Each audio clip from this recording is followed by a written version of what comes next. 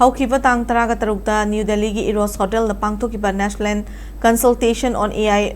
Readiness for Healthcare Education Research haina mingthonba khana neinaba mifamda RIMS Imphal gi Director Professor G Sunil Kumar Sharma so expert panelist Oina Sharuk Yakhre Healthcare Medical Education amasung research ki thabak thoram singda Artificial Intelligence jenabagi matang da pangthokiba khana neinaba du da lepakasi gi maming leraba Medical Educator Healthcare Professional Researcher amasung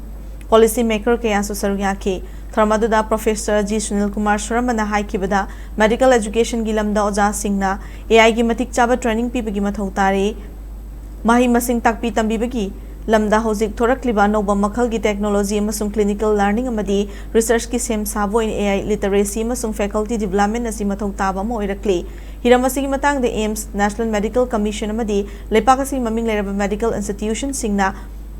Mangzul Tharaga Masak Thokpa Khongthang Lokhatuna AI ga puna chadminaba medical education gi thorang paikhatpa mathau tai masina clinical exposure gi marakta leiriba ahobasing mention mangambaga loinana medical education gi lamda athoi hen changdamna ba hengatuna tungda lakataba healthcare professional singda kumang chaushina thabak tobangam gani haina makna makata na phongduki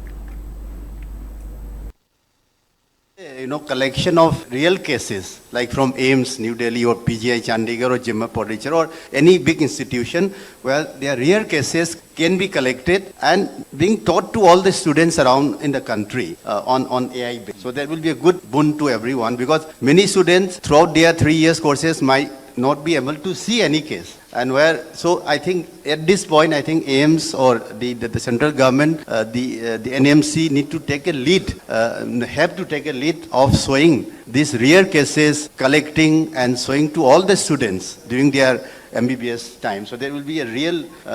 learning boon to everyone.